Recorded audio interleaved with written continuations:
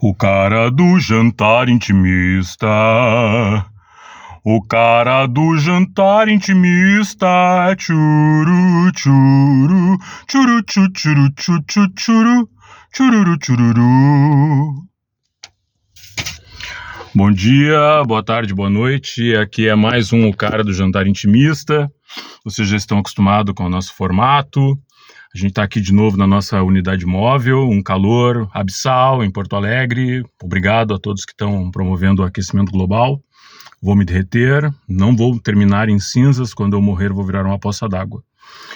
O assunto de hoje é o ruído, né? O barulho, o ruído, a zoeira.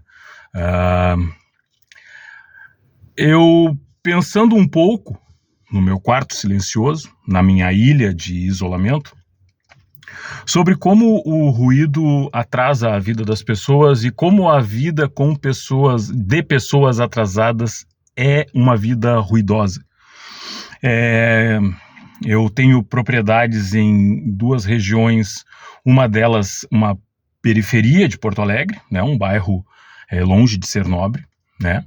O outro é um bairro mais pacato de Cachoeirinha, mas principalmente nesse bairro de Porto Alegre o barulho é muito comum, uma zoeira, um sambão e uma coisa caótica, muitas vezes logo cedo, especialmente no final do ano, uma coisa realmente, um transtorno mental.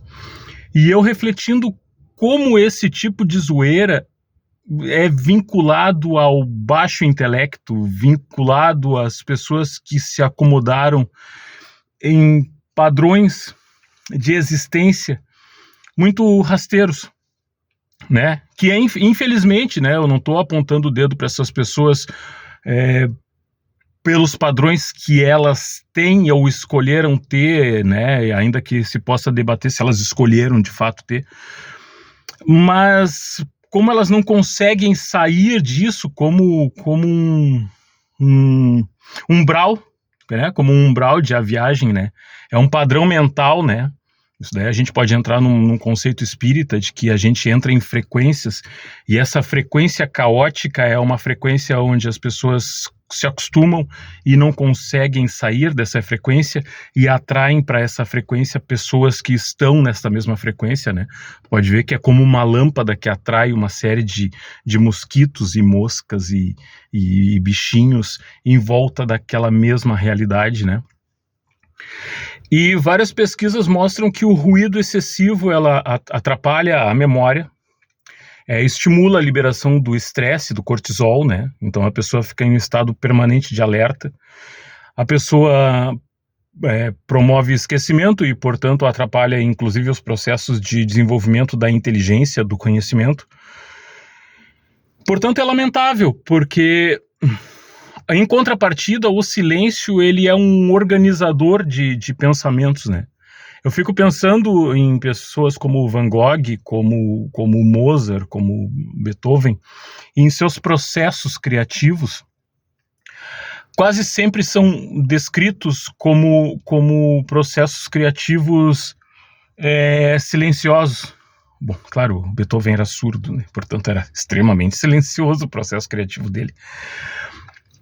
Mas não só por isso, mas a organização mental permite que tu revise e revisite seus pensamentos e adquira e sedimente novos pensamentos que permitem que tu suba degraus vibracionais e permita que tu alcance espaços físicos concretos que tu não alcançaria dentro da zoeira, né? Eu acho que o desenvolvimento, o progresso, ele é muito difícil em um ambiente com excessivo ruído. Ao mesmo tempo que pessoas com baixo padrão econômico, com pouco estímulo ou que venham da periferia, mas que tenham a possibilidade do silêncio, e o silêncio utilizado como um ócio criativo e para reflexão, elas podem galgar coisas incríveis, fantásticas, porque elas estão muitos passos à frente do que aqueles que vivem imersos na zoeira.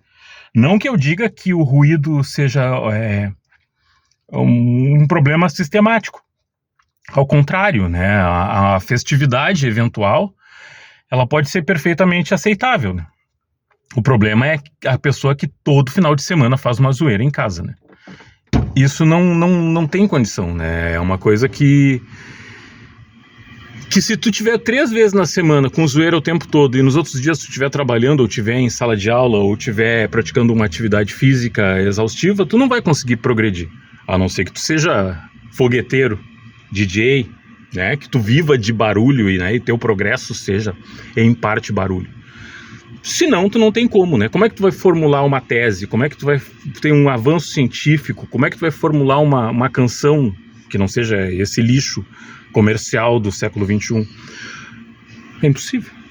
No mínimo improvável. E se tu conseguir, tu realmente é um gênio. E mesmo se tu conseguir, se tu for um gênio, provavelmente o resultado que tu obteria dentro de um processo silencioso seria 1000 vezes melhor e 1000 vezes menos penoso, menos difícil, menos atribulado do que em um ambiente onde as pessoas estão ouvindo uma sonzeira a 110 decibéis explodindo os seus tímpanos e atrapalhando o seu sono e atrapalhando também a sua vida desperta. Então é isso, o antigo frase de impacto, o novo cara do jantar intimista, ele apoia o silêncio, apoia a organização das ideias, apoia a vida menos conectada e menos ruidosa, e apoia ele não acredita que todas as pessoas sejam possuidoras de genialidade. Inclusive questiona a ideia de gênio, mas acredita que se uma pessoa pode ser genial ou tem a possibilidade de desenvolver alguma coisa em toda a sua existência que seja uma fagulha genial e divina, essa coisa vai acontecer em um ambiente de silêncio, que é um ambiente propício para que isso aconteça, tá?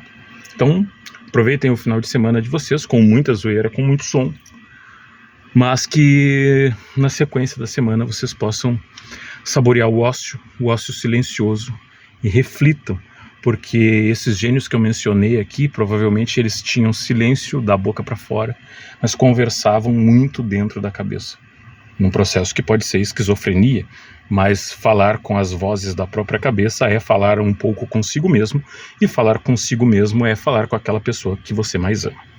Foi uma alegria, é isso aí. Muito silêncio a todos, muita reflexão a todos.